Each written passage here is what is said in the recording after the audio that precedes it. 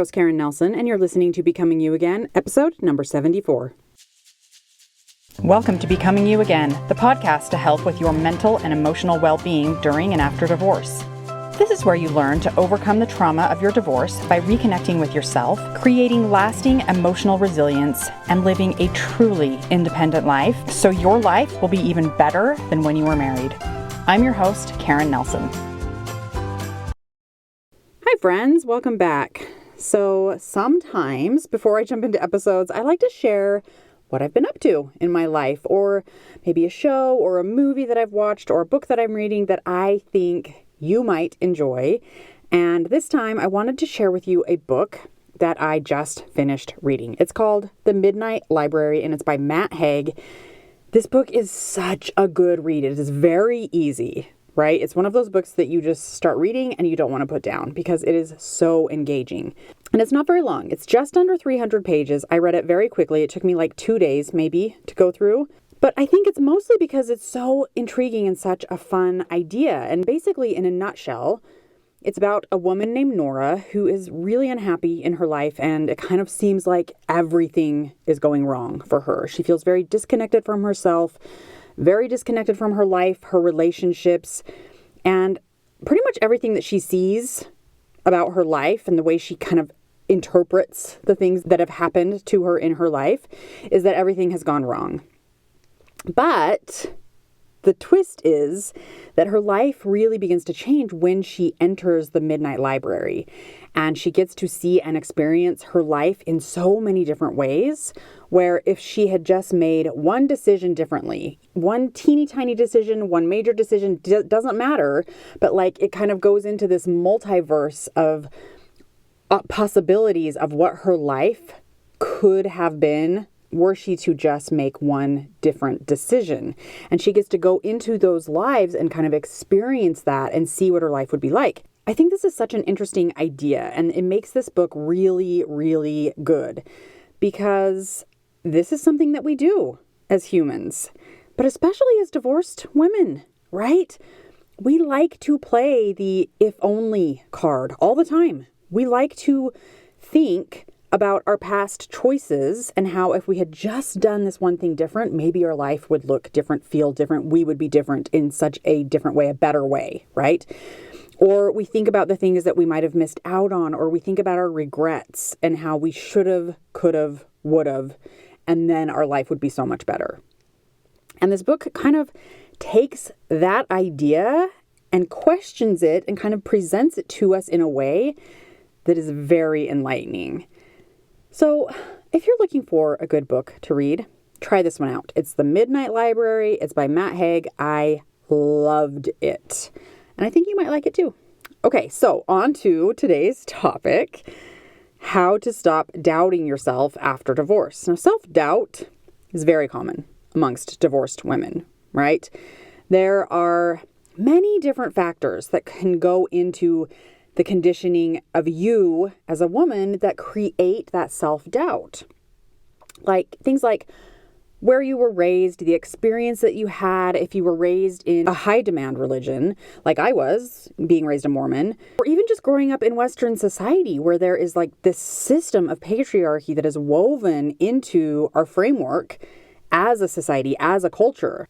And all of these things, and even more that I haven't mentioned, have contributed to the conditioning of you as a woman, of you doubting yourself, of you making choices, of you not feeling capable or responsible or able to live a life after divorce that is good, that is what you want it to be, that is created in a way that you feel good about.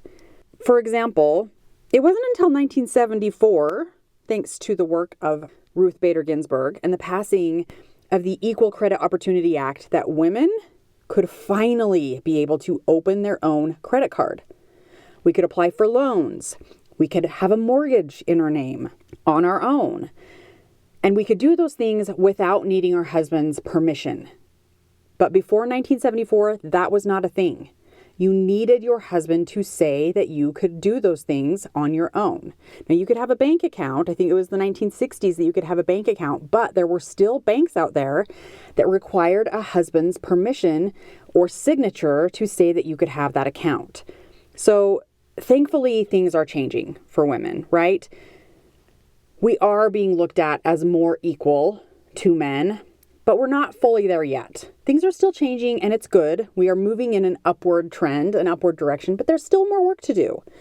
And we have to start with ourselves on learning to create that self-confidence, that self-belief, that self-capability, and really learning to step into letting go of this self-doubt that has really been woven into our human experience as women who have grown up in this Western society, in this Western culture. And so I want to kind of do my part in teaching you that that is not true, and that we can start to break down that story and let go of that story and feel more capable, feel more confident, really stepping into knowing that you are valuable and worthy as a human, just as much as a man is to create and live a great life. You also are capable of doing that as well after divorce. Okay, so I'm going to walk you 3 steps that I think are going to help you drop that self-doubt when it comes to living your life after divorce. Step 1 is to learn to manage your thinking. And this is what I teach you in this podcast. This is literally what basically every single podcast episode, the underlying theme is take control of your own mind. The more you can be intentional in your choices and intentional in what you want to think, that is going to create feelings inside of you like self-confidence, like determination, like feeling empowered, that is going to have you showing up in a different way and will create a completely different experience for you. It's the number one thing that I teach you on this podcast. It's the number one thing that I teach my clients when we work together one-on-one. And it's a skill that I believe will serve every human being the most as we go throughout our human existence. A managed mind, or learning to be disciplined in what you're thinking, means that you are consciously choosing thoughts to think that are going to serve you in certain situations. Most of the time, you don't need to be paying attention to your thoughts, and you can kind of just let your brain do what it does best, which is go on autopilot. But there will be certain times and situations where you want to show up for yourself, for your benefit, to help you feel better and act in a way that serves you. And that is always going to start by intentionally choosing how you want to think. And this comes into play especially after divorce, or especially as you're going through a separation, because you're in this transitional phase of trying to figure out who you are and what you want your life to be like. And there's a lot of disbelief. There's a lot of self-doubt going on because you've maybe never had to do this before. And so this is the time where it's most important and it will be most self-serving for you and your life moving forward to intentionally choose how you want to think. So let me give you an example. I have a client who decided to go on a 10-day self-healing intensive where she would have to be away from her kids for 10 days. And she did like her reasons for deciding to do this, but she had a lot of self-doubt that she was making the wrong decision and that maybe she shouldn't go. And so we talked about it, and I really pointed out to her that this was a situation where really stepping up and being the manager of her brain was going to serve her so well. Because when her brain wanted to offer her all of the reasons why she shouldn't have done this and why she shouldn't have gone and why it was a big mistake, she could remind her brain that she really liked her reasons for going and then list off the reasons why, and then not allow herself to step into unkind talk about how she did it wrong or how she's wrong or how she can't be trusted or any of those things, right? And when she could be the manager of her brain, this would serve her really well while in this self-healing intensive, because she would be able to really be there and focus on what she was there for and allow herself to heal from her past trauma, rather than spending the next 10 days self-doubting and feeling full of worry and regret over her decision and really not getting anything out of the experience that she wanted to get out of going on this 10-day intensive. And then she would come home and she would have regretted ever even going in the first place. Allowing yourself to be the manager of your brain and intentionally deciding what you want to think in certain moments will serve you more than anything else that you do in your life moving forward. The second step to overcoming self-doubt is to allow your feelings. Often, when we are doubting our choices, we are doubting our capabilities, it's because we are trying to figure out what's going to happen in the future. And we think, if I can just show up in this way, that's going to make it so that I don't really have to feel anything negative. And then I'll be able to trust myself that it was the right decision. Or then I'll be able to trust myself that I can actually handle this. Then I'll be able to know that it was the right choice, or I'm worthy and I'm valuable. And you might not even be aware that this story is going on in your head, but I promise you that one of the things we fear most of all is negative emotion. We doubt that we will be able to handle negative emotion. I can't tell you how many times I've heard women say, if this continues this way, I just can't handle it. I can't handle the negativity. I can't handle how hard this is. And when they're saying that, they're talking about the negative feelings that they are feeling inside of them. The sadness, the despair, the loneliness, the shame, the guilt. We doubt that we'll be able to handle these negative emotions. We doubt that we are capable of making it on our own, making enough money, being the kind of parent we want to be, being alone. Because if any of those things happened, or more things, right, that we have a fear of, we're bound to feel something negative. We're bound to feel lonely. We're bound to feel sad, regret, shame, anything else. And we doubt that we will be able to handle those negative emotions. Because those negative emotions seem hard and heavy and defeating. And they are when we are resisting them, when we want them to go away, when we are not opening ourselves up to them. They are hard. They do feel heavy. They do feel overwhelming because we are working so hard to not feel them that we are expending all of our energy on trying to resist actually feeling them instead of just opening ourselves up to it and allowing it to be there. The antidote to feeling this doubt of yourself and to not believing that you can handle these emotions is to just actually feeling them. Feel your feelings. Emotions are supposed to be with you. And remember, emotions and feelings, I say those words interchangeably. They mean the same thing. And it's actually the sensations that are happening inside your body. What does sadness feel like inside of your body? Where do you feel it? What about anxiety? What about shame? Where are they? What does it look like? What does it feel like? Emotions are supposed to be with you. They are part of being human. And the thing about emotions is none of them last very long. They are fluid. They are transitional. They're always moving in waves, in and out, up and down. So opening yourself up to your emotions and just breathing through them and allowing them to be inside of you, a part of you, that is what is going to build belief in yourself that you can do this. You'll start to see that you are capable, and that self-doubt is going to melt away. For example, one of the things that completely transformed my relationship with my boyfriend and I was the way that I showed up around him and opening myself up to feeling frustration. When we first moved in together, and there's that transitional time of learning how people live and do things in ways that you don't really get a taste for fully when you live apart. And so I had ideas of how he would be and how things would be done. And then he moved in. And so I had all of these expectations, and then things didn't quite happen that way. And I began to find myself feeling very frustrated, but I didn't want to feel frustrated, right? My first instinct was to push that frustration away, to pretend that it wasn't there, to pretend that I wasn't feeling frustrated, to show up very passive aggressively around him and, taking things out on him, taking my feelings out on him. And I really didn't believe that if I allowed myself to feel frustrated, then I would feel better and that things would change. I was like, no. Feeling my feelings, that's stupid. What are you talking about? Why would I ever want to feel frustrated on purpose? But I decided that I was going to try it and I was going to see if it could actually work. Because I thought that, okay, I'll be open to this. Maybe it will be better than being passive aggressive with my boyfriend. There's a possibility that it might be better than pretending that I'm not feeling frustrated, even though I really am feeling frustrated, than lying to myself. And so I just said, okay, fine. I'm just going to open myself up to it. And when I feel frustrated, because I think he should be doing something differently than he is, I'm just going to allow myself to feel frustrated. I opened myself up to it. I figured out what frustration felt like in my body, and then I just breathed. And I allowed it to be there, and I processed through it, and I stopped being afraid of feeling frustrated. I stopped doubting that I was capable of feeling it. And I stopped doubting that if I did this, it would be helpful for me. And the most surprising thing happened. The frustration would come and it would be there for like maybe a minute and then it would dissipate. And then it might come back later on that day and I'd just open myself up to it and process through it and allow it and breathe, and then it would go away.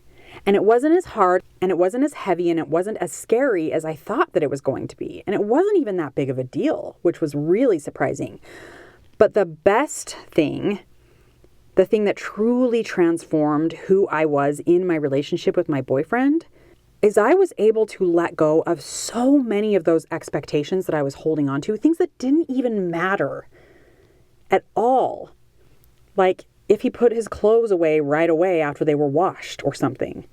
Things that like didn't matter to the happiness of myself, the happiness of our relationship and how close we were. I was able to let go of those things that I thought were so important, that were leading to me feeling frustrated. And I really just opened myself to letting go of the expectation. But if I did feel frustrated, I would just open myself up to it. And it completely transformed how I showed up in my relationship with my boyfriend. It actually brought us closer together, me not doubting that I could just feel the emotion and it would be okay to be inside my body and it would be okay to be there. Learning to allow the emotion of frustration taught me that I am capable of feeling any emotion, any negative emotion, and that it's okay for them to be there, to be a part of me, to be inside of me when they come, when they show up. And frustration maybe isn't as scary as loneliness or as scary as sadness or as scary as anxiety or whatever it is. But I promise you, when you can just let go of that resistance and open yourself up to it, breathe and just let it be inside of you, figure out where it is, what does it feel like, that's when they stop being scary. That's when you stop doubting that you're capable of handling any emotion that comes your way. And the third step in overcoming self-doubt is to keep working to understand your infinite value. When we doubt ourselves and we believe we're not capable, it's because there's an underlying story that we are not valuable or we are not worthy enough in some way. Like, I can't apply for that job because I'm not smart enough. Or if I don't have a partner, that must mean I'm not lovable or worthy of happiness or of being loved or of living a good life. I'm just not sure that I'll know what the right decision is because I really don't value my opinions. And I just don't know how to handle my kids right now. I feel like everything I'm doing is wrong and I'm screwing up their lives. All of those are examples of stories that my clients have had at one point or another that were creating self-doubt. And these types of stories and so many others that we carry around with us are all tied to not believing in having unlimited value or that our worth is 100% or that we are 100% lovable at all times. But your worth and your value is complete. It is unlimited. It never depletes. It never changes. And you may make mistakes. You will. It's inevitable that you're going to make mistakes, right? Or you might behave in certain ways that aren't you at your best. That doesn't make you less of a human. That doesn't make you less worthy, less lovable, less valuable. It doesn't make you less worthy of living a human life. This is the work that you and I and everyone else will be working on for the rest of our lives, right? It's this idea of working to believe and accept that you are worthy, that you are valuable, that you are lovable. But just because it's work that you're going to be doing ongoing doesn't mean that it's not work worth doing. Knowing your value, learning to accept it, is the most important work that you can do. And stepping into that acceptance of your value and your worthiness and your lovability, it will only help to distance you from that self-doubt, from believing that you're not capable. And it will truly lend to building a framework of trusting yourself, that you are capable, that you can create and have and live any kind of life that you want, even after divorce. All right, my friends, that is it for today. Thanks for listening. If you like what you're learning on the podcast and you're ready to create lasting change and results in your life, then you need to be working one-on-one with Karen as your divorce coach. This is where we take everything you're learning in the podcast and 10x it with implementation and weekly coaching, where you start to see change in yourself and your life immediately. To find out more about how to work exclusively with Karen, go to www.karennelsoncoaching.com. That's www.KarinNelsoncoaching.com. Thanks for listening. If this podcast agreed with you in any way, please take a minute to follow and give it a rating wherever you listen to podcasts. And for more details about how I can help you live an even better life than when you were married, make sure and check out the full show notes by clicking the link in the description.